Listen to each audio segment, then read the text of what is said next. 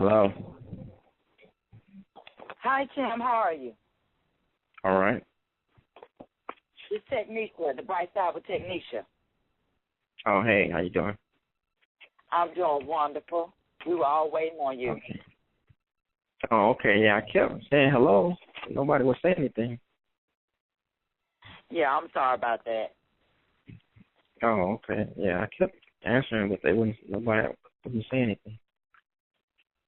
Well, let's get it rolling. We're gonna move past that first step. That's how I do. We ain't gonna worry about that. Nobody out. So, Tim, let's call yourself the motivator. We would love to know more about you and why is it that you call yourself the motivator. Because that's what I do. I motivate people just by showing up, just by my actions, wherever I go. I motivate people, inspire them, awaken them to do more than they think they can do or they thought they could do. Now, I found your book very inspiring, and the fact, did you have the experience, though, before you wrote the book? You said they have the experience to do what now? Did you have the experience to actually do what you're doing, like sell cars before you actually wrote the book? Yes, I sold cars for 20 years before I wrote the book. What made you actually want to get into this field, though? Well, when I started out washing cars at a Nissan dealership. And what happened was I just started seeing a lot of the salesmen, dressing nice and making a lot of money. So I wanted to move up and do that. So I asked a lot of them, hey, if a position comes open, let me know. And nobody would ever tell me if position came open. So what I did was I actually had a general manager to ask me if I wanted to sell cars. Just looked at me and said, hey, you want to sell cars? And he did. And I said yes. And that's how I got in the car business. Yeah, I read that in your book. And then the other one, and I guess the others didn't believe that you actually could move on. They thought that you needed them. Oh, I need you to wash these cars. And I love when you said, I'm going next door. I'm not washing no cars. I quit. Exactly. And just actually a couple of weeks ago, something happened that I never would think would happen was my detail manager, when I was selling cars, he told me once he found out, like a couple of weeks later, he said, you're not going to last 30 days in the car business. And I just looked at him. I said, you don't know. I'm sorry? I was saying, no, he didn't. Yeah. And I just looked at him, and I didn't say anything to him, but in my mind, I said, you don't know what I can do. And 2 weeks ago, I seen him at a cleaners. I went in there to put some shirts in the cleaners, and he just happened to be walking in, and I was coming out. He said, hey, Tim, how you doing? I said, I'm doing all right. He said, what are you doing now? I said, well, I have my own company. I train salespeople. And you have no idea what that did to me because I had sold cars for 21 and a half years, and he said I wouldn't last 30 days. Wow. Sounds like we have, because I work for the Marriott, and my director of food and beverage was told that to the former director of food and beverage told him he was not going to last 4 months. And he stayed with us nearly for a year. He just left on the 21st because he said he was tired of Atlanta. He wanted to go back to the store. So you don't never underestimate anyone. And that's what they did. They underestimated you. I bet they probably still married right now. They probably looking like today. I wish I could got you now, but now it's too late. Tim, I moved on now. Exactly. Now, tell me, in your book, you said that you got the salesman to actually come to you. But how did you actually do that? Well, because I know you didn't want to really annoy them when you started off. Yeah, you talking about the ones I trained or the other salespeople? When you was trying to really get to know how salesmen actually got people to buy cars, you wanted to know the whole format. Oh, yeah. What I did was I noticed that a lot of top salespeople, because this happened at a lot of dealerships I worked at, a lot of top salespeople, they are really givers. And a lot of people don't really understand that. A lot of top performers are really the type of people that like to help. And what I did was, I just got, be friends with them. And, a lot of people don't understand this, but when you go to your job or when you are around certain people, you automatically bring up a certain subject.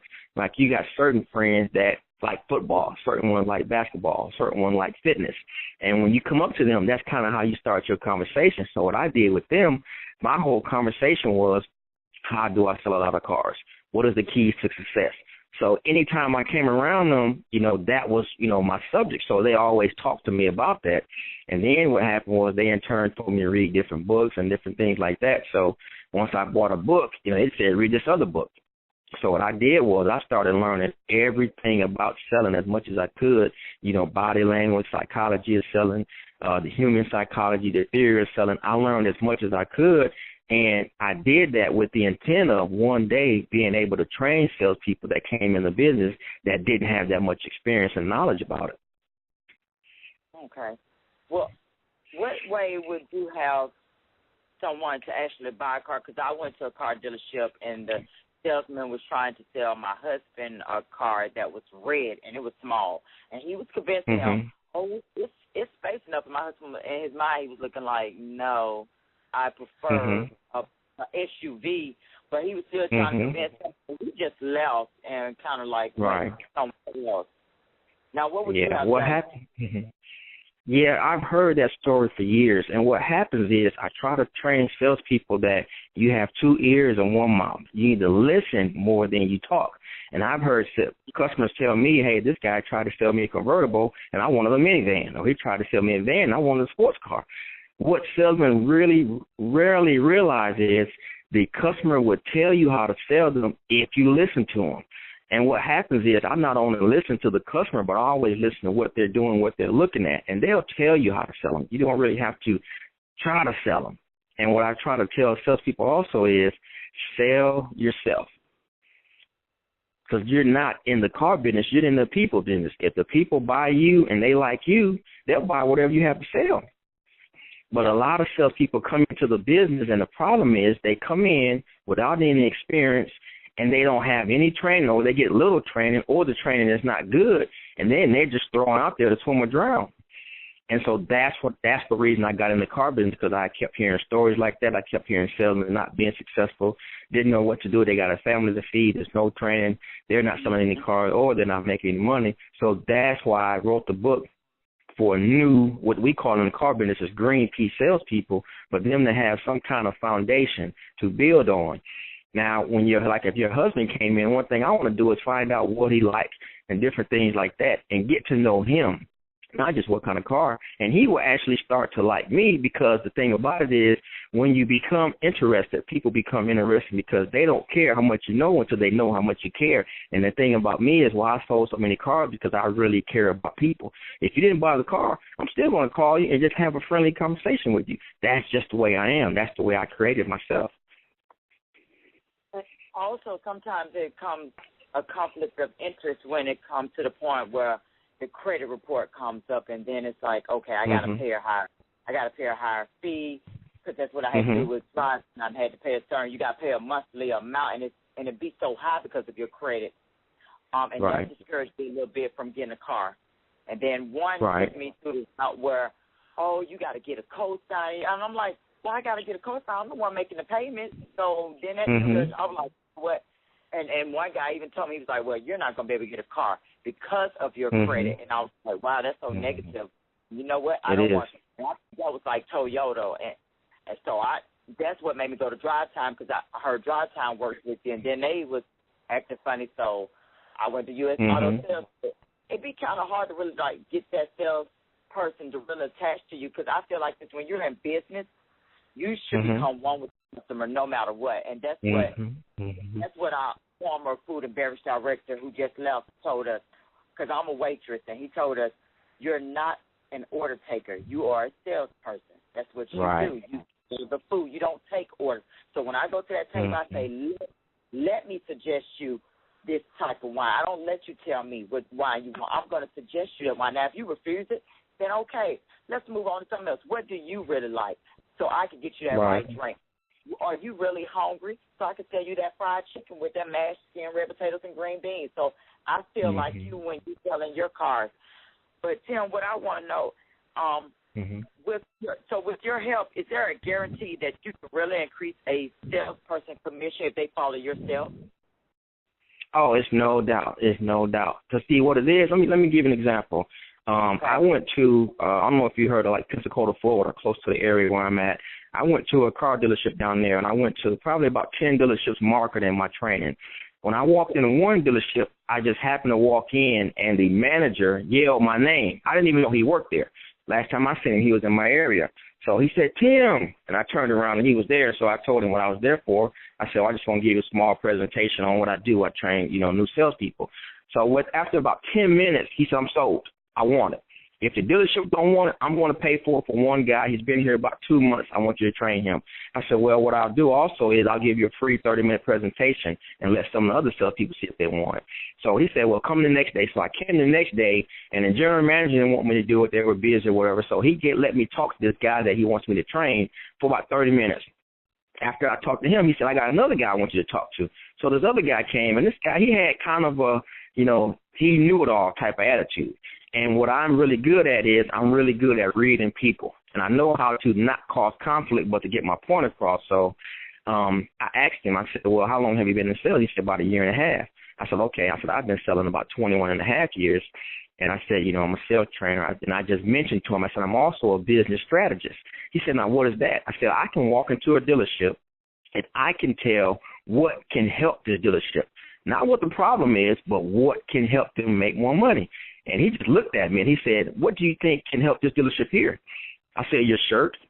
He said, what do you mean my shirt? I said, you have a polo shirt on. And actually he had a pink polo shirt on. He said, what do you mean? I said, you do not work at the mall selling polo shirts. You're at a car dealership. I said, you need the name of the dealership on your shirt and your name on there. He said, but this shirt makes me look good. I said, yeah. But I said, if you had a Dodge shirt on, that shirt will make you more money. I said, do you want to make more money or do you want a shirt that make you look good? He just looked at me, just stared at me with a deer in the headlight look. Like, that makes sense. I'm like, I know. That's what I do. Now, I'm looking at a dealership. This is a multi-million-dollar dealership, and nobody in the dealership said that to him. Now, this is another thing. I went and told the manager that. He said, well, did you help him? I said, well, I told him this. He said, oh, okay. I said, now, this is what I told the manager. I said, yeah, I told him about his shirt. So I'm going to tell you one more thing. I said, you have a guy walking around here, a salesperson, with shades on, and he has a Budweiser jacket on. He just looked at me. I said, what if he greeted a customer that came in to buy a car, and their family member or friend was killed by a drunk driver, and they're at a car dealership talking to a guy with a Budweiser jacket on? Would he attract that customer or would he repel that customer? The man just looked at me and closed his eyes as if to say, oh, my God. Yeah. Little things like that, they don't pay attention to. And it does matter. It does. It does. Just going back to any job, you got to represent that company. Even if one of my coworkers gave us a good example when we had a stand-up. She said that she met a guy he was at the car dealership himself, and he was a platinum member for the Marriott. I mean, you on stage so many times. And she recognized him. She said, thank you for being a platinum member. He was shocked, she said, because she was out of uniform somewhere else and still recognized him because you're representing a company. I don't care if you're in or out of uniform, represent a company. And that's what I always learn. No matter what job you are. You work for McDonald's, you outside in that uniform, you are still an employee of McDonald's no matter what. Exactly. And you're right, Sam. People fail to realize that's why their business declines. That's it. That's it. And what salespeople don't realize is this. You're not just working at a dealership, because when you work at a car dealership, you're on commission and bonus only, which means you don't sell anything and you don't get paid. And so what I told the guy is, I said, when I worked in Atlanta, I would walk into the bank, Walmart, a post office, which I actually walked into a post office one day, and I had a Honda shirt on. And this was my off day. I walked in there to buy some stamps, and this lady said, hey, you work at Honda? I said, yeah. She said, my daughter's looking for a Honda. I said, okay. I said, call your daughter and tell her to give me her fax number. She said, I don't have one, but my neighbor has one. She called the neighbor, got the fax number. I faxed her an application, told her mother, I want you to tell her to fax that back to you. You fill the bottom of it out. She faxed it back to me. That evening, they came and bought a car for me. Yeah, Lee. And that's a bad yeah. deal. Yeah, but see, that's why guys would come to me and say, hey, man, what are you doing? How are you selling all these cars? And a lot of little things add up to big things. That's what you write. That's what you put in your book. You should always carry your business cards, no matter what. No matter where you go. Always. Always. And see, when somebody says that, hey, you work at a car dealership or something like that, that's your intro to talk to them about a car. Not that you say that you're not the company. You're doing you. You are. Exactly. You are like the company. That's what you're doing. Exactly. And that's what I try to get in salesman's head is don't think because the dealership is advertising in the newspaper, they're advertising on TV, on commercials, that you're going to get that business. They come in and look for anybody. You need to also advertise for yourself. And that's what I teach them, how to do that. Because a lot of them don't know how to market and advertise themselves as a business. Mhm. And that's amazing how you said that, because that's what he told us. He said, I never served before, but I can tell you how you can sell. You don't have to know how to serve. You can know how to sell. And every time I think about it, I'll be like, yeah, except when it gets real busy, then I don't have time to like sell, because we've been getting like these little dancers all through the hotel, so we don't have time to really sit there and engage with one customer at a time. But Tim, at the end of your book, you explained that what really led you to writing this book, and it was the incident of you almost going across some train tracks. Right. Can you elaborate more on that? Because I really got engaged in that part. Yeah, that's something, that chapter, man, I'm going to be honest with you. When I wrote that book, I was debating if I want to put that in there because I knew it would come up when somebody would read it or at seminars and workshops. It's really hard to talk about. It took me a long time to be able to even write it. When I wrote the book, I said I want to write 20 chapters because I was in the car business 20 years. And I wanted that to be the last chapter. And I struggled with writing it because it was difficult because, you know, some people, when you say things like that, they kind of don't believe you or whatever. And it's got to the point where I said, I'm not worried about that. But what happened was I was driving to see somebody one night. And I normally drive. I drive with my radio music loud. And I was driving. And I had been down this street many times. And it's a train track, but there's no crossing, rail crossing that come down, and there's no lights. So it's just a stop sign there, and I never stopped at it. So this one night I was driving, radio was up loud, and I didn't know it was a train coming. And it was a train coming. It comes like the same way you're driving, but you can't see the light because if you're driving one way and the train is over here on the other side, the light is flashing somewhere else. You can't really see it. But the train track curved around to the street where I was at. And I didn't think a train even was on this train track because I'd never seen one before. So I'm driving, the radio's up loud, so I can't see the light. I can't hear the horn because my music was up. And I got real, real close to the stop sign, and all of a sudden I just heard a whisper. A whisper said, stop. And for some reason I hit the brakes. Because my thinking was the only way I can hear a whisper like that, somebody has to be in this back seat in my ear. How can I hear a whisper with this radio up loud? And when I hit the brakes, I looked back in the back seat because I thought somebody was in the back seat. So when I turned back, I didn't see nothing. And then as soon as I looked forward, the train was going across the train tracks. Wow. And what happened was, if I wouldn't have stopped, I would have hit the train track at the same time that the train, because when I stopped, it came across the train tracks. And it was going so fast, my heart was beating. I'm like, if I wouldn't have stopped, that you couldn't have recognized not only me, but what I was driving the train, because it was coming from the driver's side. I mean, it just went through my vehicle. It was just split it in half. It was just going that fast. And after the train passed, I was just still sitting there trying to, understand what just happened. I'm like, I heard a whisper, this train went across. I'm trying to figure all this stuff out. And it was like, what in the world just happened? And I knew, it took me a while, but I finally figured out what it was. And what happened, like that few weeks later, I actually moved to Atlanta because I told myself I'm never going to stop and let fear or anything stop me from doing what I want to do in life, my dreams, my goals, whatever it is. And that totally changed my life. When that happened, I actually could, see the sun, hear the birds. Before it was just birds. I wouldn't really pay any attention. But it just heightened my awareness to the point that I just said, I don't know why this happened, but I'm just going to wait and see what happened. And I thought that it was because I was supposed to go out telling people this is what happened. And I did that.